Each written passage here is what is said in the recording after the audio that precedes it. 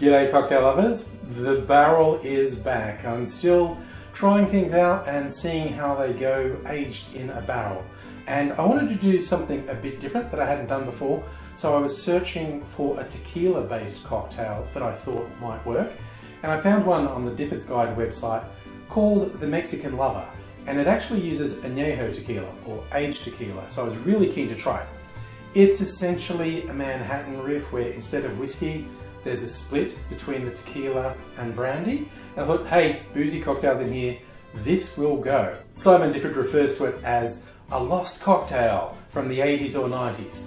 Look, speaking as a Gen Xer, lots of things got forgotten in the 80s and 90s. If you were going to make a single serve of this cocktail, you would use 45 mils or 1.5 ounces of Anejo tequila. I used 500 mils in my barrel. And then there'd be 1 ounce, 30 mils of brandy. The 350 mils went into my barrel.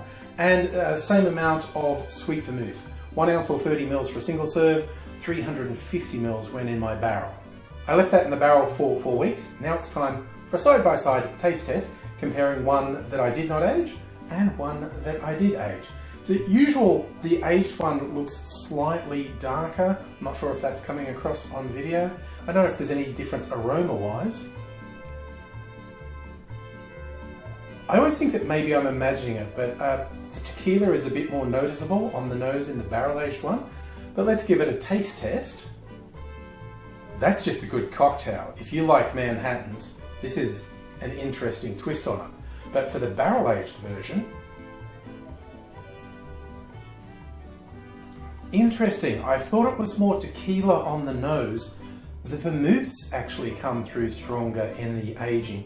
And that's possibly related to all the other things that have been in the barrel, different cocktails. Their flavors have soaked into the wood, and there have been a bunch of boozy cocktails.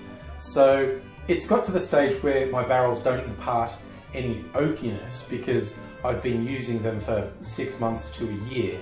And most people say you can only use them a handful of times before you don't get the oakiness. But I do get fun additional flavors because of everything that's been absorbed into the wood. So I think I'm going to keep trying it. But for now, I have my tequila Manhattans essentially, and I'm pretty happy with that. So I'll bid you farewell from now. I hope you look after yourselves. Hope to see you again soon. Until then, cheers.